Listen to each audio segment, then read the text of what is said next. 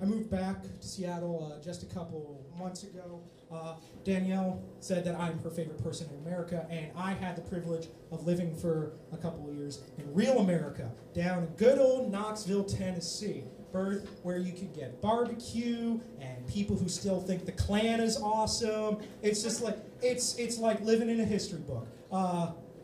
I'm so glad to be back here in Seattle because this is my kind of town. This is a town where nerds just walk around openly in the streets wearing like 20-sided dye on their T-shirts and like wizard hats and like I'm a programmer and no one gives a fuck. It's great. No one's trying to make you watch. What are sports that Americans like? Croquet, javelin tossing. I don't know. Yaya-lai. Kids love Yaya-lai. The scoops and I presume the rampant cocaine use. It's great.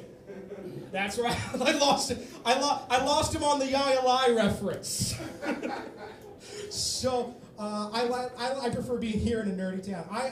Here's the thing that they also have a lot of in the South, which they have here as well: hipsters. There's so many fucking hipsters in the South. But unlike here, where people are just kind of like sort of mellow and not aggressive, down there, punchy, a little bit punchy with the hipsters. I was doing a show at this place called the Pilot Light in Knoxville, which is it's kind of a shitty rock club, and I admittedly had a bad set. Imagine yourselves much angrier and drunker, and it was a lot like this. You guys are great. So that was the joke. No. So after the show, I felt really bad. They did not. What happened was it was like a midnight show, and I get up. And they're all drunk and they don't give a shit. And I say, oh, come on, apathetic hipsters. I'm wearing a T-shirt with a music reference on it. Love me. And they did not love me. They, in fact, hated my guts. And I did about 10 minutes of material in 5 minutes, got off stage, apologized to the booker for shitting on his show, and then proceeded to leave the bar with my shame. And then a guy walks up to me, and let me try and explain what this gentleman looked like. He was wearing skinny jeans, a shapeless American Apparel T-shirt, a black slicked-up pompadour, and glasses with no lenses in them. He was the platonic idea. He looked like hipsterism had sprung from his loins. And he comes up to me smelling like a paint thinner factory. Says, listen, I just want to talk to you like a human being, because you were being an asshole.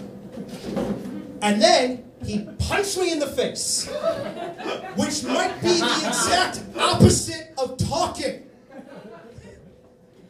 And laid me. That guy, here's the thing, I did not expect that weedy hipster to lay me the fuck out, but he did. You can see here, I got a little scar from where he busted a hole right in my face. And look, I get it.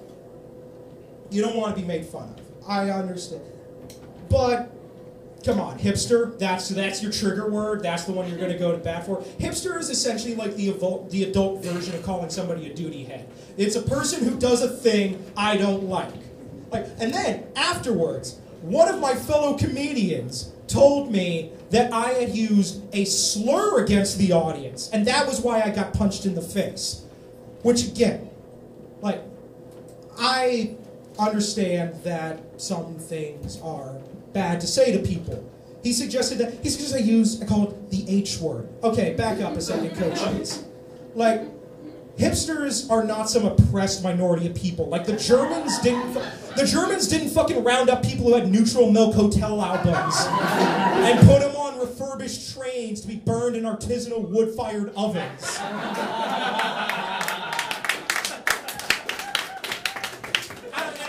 Honestly, I don't want to cause a rift here in the audience. I know in Seattle we got people who are of the hipster persuasion, and I want to unite, not divide. We need nerds, hipsters, jocks. We all need to come together against our true enemies, the Jews.